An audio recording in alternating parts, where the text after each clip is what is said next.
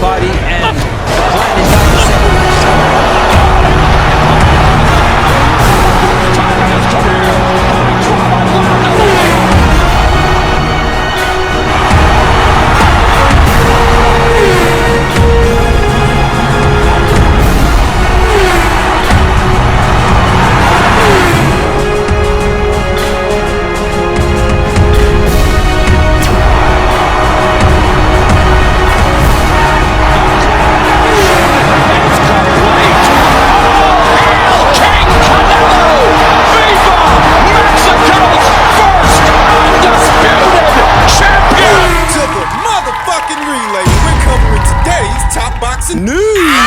Okay, we'll start with this. As you all may know, annually, we here at Ring IQ conduct a worldwide talent search for what are the best and brightest fighters to keep an eye on at the top of every year. And the next bright young up-and-comer that we're about to talk about takes us all the way to Europe, Germany, Rheinbeck. For an unbeaten up-and-comer that goes by the name Sarah Liegmann. Sie ist eine gute Kämpferin. Super bantamweight, that's 122 pounds. This kid's got moxie. Sarah Liegmann, who sports a professional record of 2 wins, no losses, no draws, no recorded knockouts, not yet. But this is a fighter that does exhibit a mean streak. Very good offense. Good jab, good setups. Good feet. Good speed and good counters. Capable. Dangerous. Sie ist gefährlich. Sarah Liegmann of Germany. She debuted as a professional late last year in September, managed to squeeze in 2 fights before the year was out. Sarah Liegmann, who comes from a diverse combat background, not just boxing, but kickboxing as well. She's very balanced and looks the part. She's balanced, a seamless blend of both offense and defense, doesn't abandon her lead hand, uses that jab, sets up those punches. And it's just his distance pretty good. Sarah Liegmann looks more put together than your average 2-0 unbeaten prospect, your average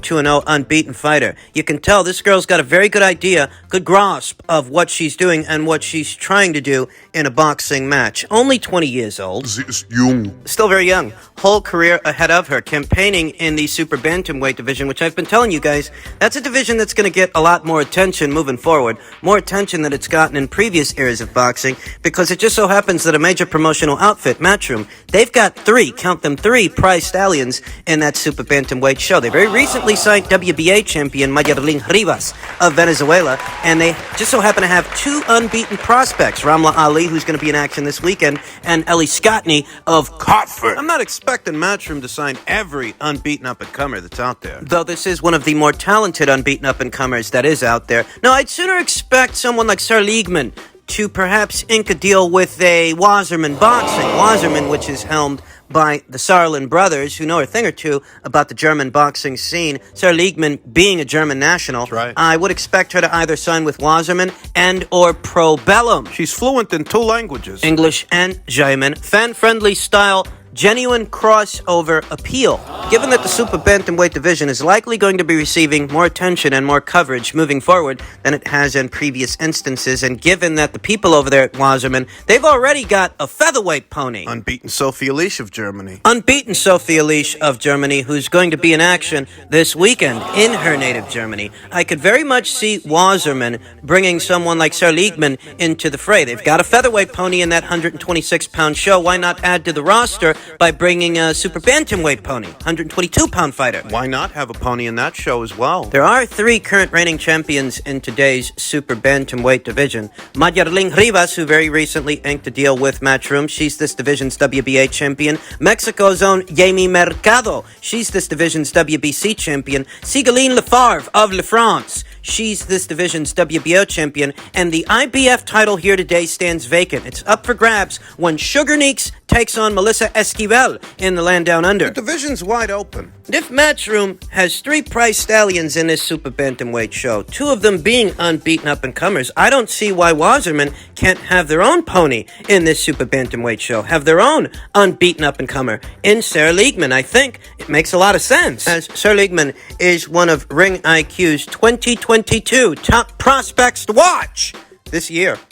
In other news, Former Gennady Golovkin trainer Abel Sanchez listed the names of 3 guys he believes have what it takes to beat today's Canelo Alvarez. The veteran trainer was quoted as saying, "In my opinion, there are only 3 guys that beat Canelo now. That's Beterbiev. He's just a bigger man, and he's as strong as a bull. You're going to have to hit him with a bat to stop him." That sounds about right. David Benavidez and Gennady Golovkin. If he gets in shape the way he used to, continued Sanchez, in naming 2 additional fighters that he thinks will beat Canelo. No, I shouldn't say in shape. If Golovkin, fights the way that he used to, right now he's trying to be something that he's not. He's trying to be a boxer, and he's not a boxer, Sanchez said of Triple G. He's taking shots and taking punishment that he shouldn't take. He's a stalker. He is a guy that will keep Canelo on his back foot, that will keep Canelo thinking because he can crack. Some would say that Golovkin's defense is his offense. One might say that the Gennady Golovkin of old, Gennady Golovkin in his heyday, in his prime. One might say that Golovkin's brand of defense in those days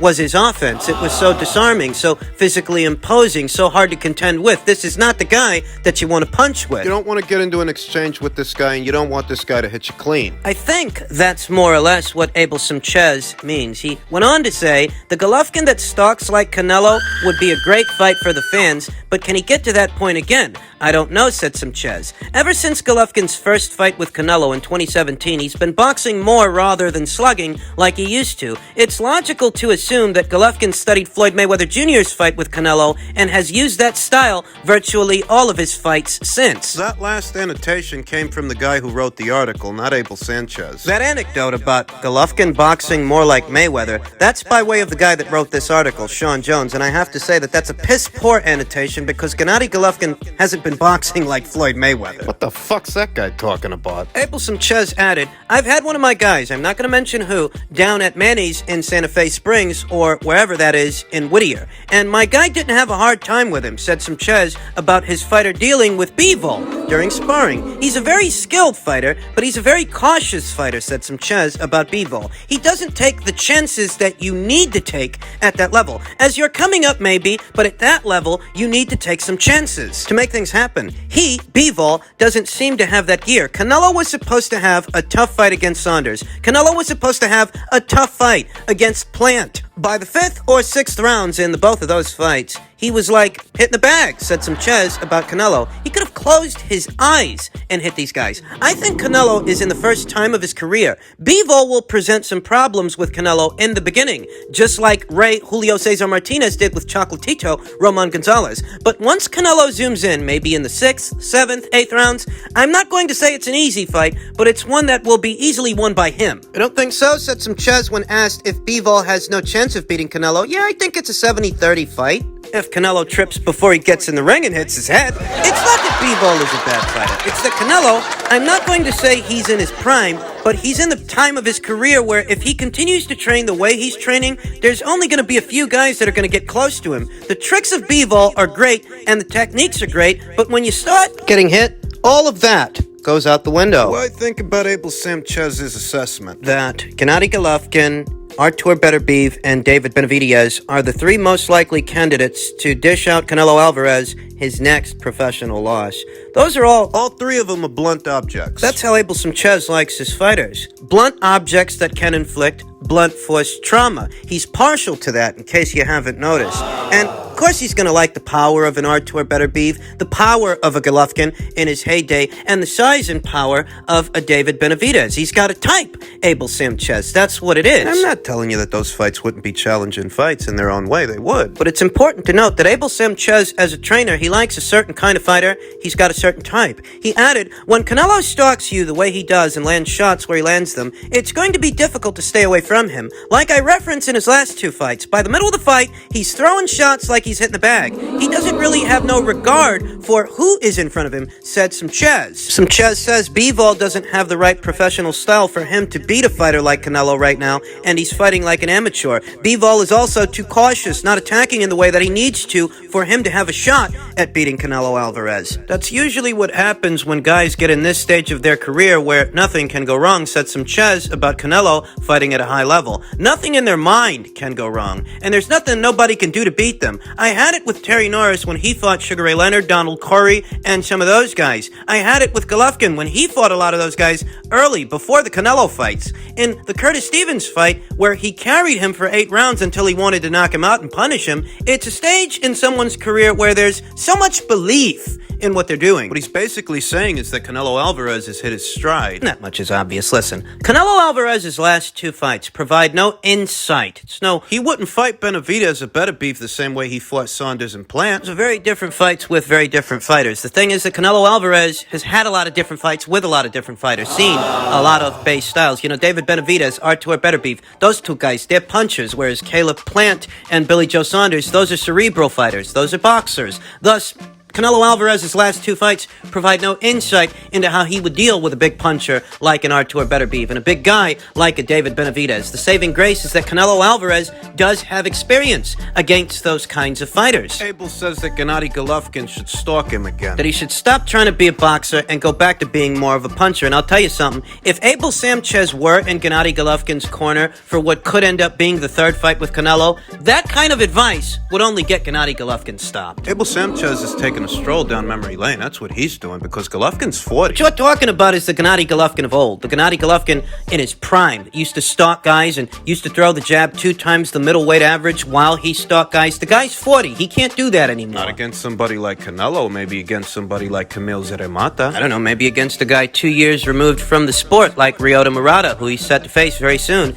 in the land of the rising sun. Against somebody like Canelo Alvarez, you go standing in front of that guy as much as Gennady was standing in front of him in those first 2 fights. There's going to be a lot coming back at you, and Canelo Alvarez has hit his stride. He's in his prime. Gennady isn't. This is what I mean when I say that Abel Sanchez has a type. He has a certain type of fighter that he's partial to. His approach as a trainer is more physical than mental, more physical than cerebral. They had success in the first fight, Gennady Golovkin and Abel Sanchez, but in the second fight, Canelo Alvarez was the guy on the front foot. Canelo Alvarez did some coming forward of his own, and that did fluster Golovkin in spots. Essentially what I'm getting at is the kind of fighter that Abel Sanchez wants. Either has it or he doesn't. If you go telling Golovkin to fight the 3rd fight the way he fought in the first fight, he's going to get knocked out. The second fight, which was years ago, maybe 3 or 4, that was a more even fight than the first fight. It was. But Gennady Golovkin is several years older now than he was in that second fight. He got hit a lot in that second fight. He got hit a lot by Sergey Derevyachenko as well. Essentially what I'm getting at is, if you have Abel in Gennady's corner telling him to do this kind of stuff at this point in time, at this age, he's going to get that guy stopped. That is, he would if he were in Golovkin's corner. Now, to my knowledge, it's Jonathan Banks that is in Gennady Golovkin's corner ahead of this Ryota Murata middleweight showdown, that unification fight, which is intended to lead into a Canelo Alvarez trilogy. To my knowledge, Jonathan Banks is the guy in Gennady's corner, for better or worse. Abel Sanchez isn't the only guy I've heard express this sentiment in reference to Dmitry Bivol, that he doesn't take chances. He lacks the killer instincts to defeat Canelo Alvarez. I've heard that expressed in other circles by other connoisseurs of the sport, and there might be something to that. That Dimitri's been a safety-first kind of fighter his last couple of fights, but his last couple of fights were against light heavyweights. Not short, stumpy fighters moving up from super middleweight to light heavyweight, not guys like Canelo Alvarez. And essentially what I'm getting at is, maybe Dimitri might take a little bit more chances with a Canelo Alvarez because he's not as physically imposing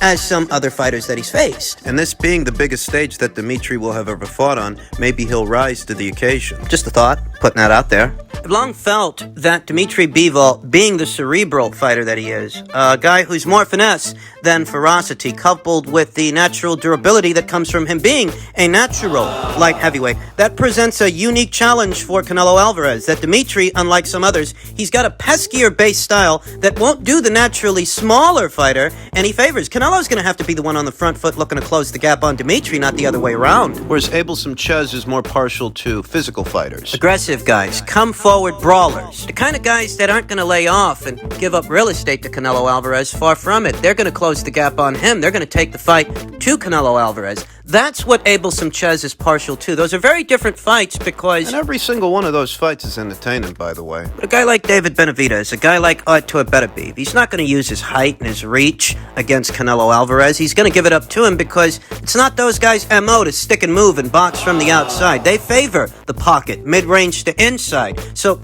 their natural advantages, their size. To some extent, they're going to give up their height to Canelo. Canelo Alvarez being naturally smaller. A smaller, harder target to hit that knows how to stay off the line, evade and counter. Slipping hard. And I'm not poo-pooing all over that proposition. It still makes for a great fight, great night of action, an entertaining aesthetic. Don't get me wrong. But that approach... Well, it's right up Abel Sanchez's alley because that's the kind of fighters that he likes. Heavy-handed guys that are going to take it to you, guys that are going to crowd you. He likes physical fighters. Canelo Alvarez would approach every single one of those fights. You know, fight with a David Benavidez, fight with an Artur Beterbiev. He would approach every single one of those fights with a significant speed advantage. He's naturally smaller. So he's a harder, more elusive target to hit. Though because these guys aren't outside fighters, because they're not going to keep it long and loose and box from the outside, because they're going to come forward on him and give up that height, give up that reach. They are susceptible to his speed and his counters. More so than a guy who's going to fight behind his jab, fight behind straight shots, sticking and moving, boxing from the outside. David Benavidez and Artur Beterbiev, these are guys that are coming forward looking to take the other guy out. They're committing to their shots. We'll say Artur's punches are shorter and more defensible than David's. David's a big, strong kid, don't get me wrong, but there's room between those long arms of his to land shots, to land punches, because he's so statuesque, so tall for his weight. The midsection would be an area of interest for Canelo Alvarez, and I don't think he'd struggle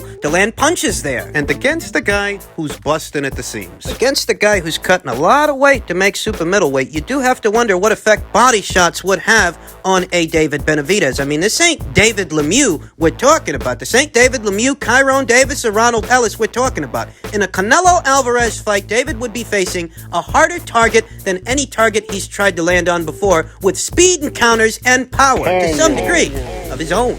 Artur's up there at light heavyweight. He's older than David. He's older by a few years, quite a few years. But his punches are shorter, more defensible in the pocket. And I think he's a way bigger puncher than David Benavidez. I've often said here on the channel that that's what makes Artur Beterbiev unique among power punchers, guys that can really crack. Artur, unlike some others, he don't need a whole lot of room to generate knockout power, devastating punches. For my money, an Artur Beterbiev fight would be a more difficult and dangerous fight for Canelo Alvarez than, say, a David Benavidez fight. Though that's not saying that a fighter like Dimitri Bivol, who's more finesse than ferocity, more cerebral than the aforementioned two guys, that's not saying that a Bivol fight won't create challenges and problems of its own. It would. Yeah, he's cerebral, like a Billy Joe Saunders and a Caleb Plant. He can box from the outside like those guys can, and he's more durable than they are because he's a light heavyweight. Do you think Billy Joe Saunders or Caleb Plant would have been able to eat a clean right hand from a big, strong guy like Joe Smith Jr.? Because that's what Dimitri Bivol did, and he didn't go down. If Ronald Gavril could put David Benavidez down, what do you think Joe Smith Jr. would have did to him? Big, strong guy like that landing a big right hand. Dimitri Bivol took one of those right on the chin, right on the sweet spot, and he didn't go down. Essentially what I see is a situation where you have an outside fighter who's defensively responsible, but he's durable enough to take what gets through. What you have is a good fight.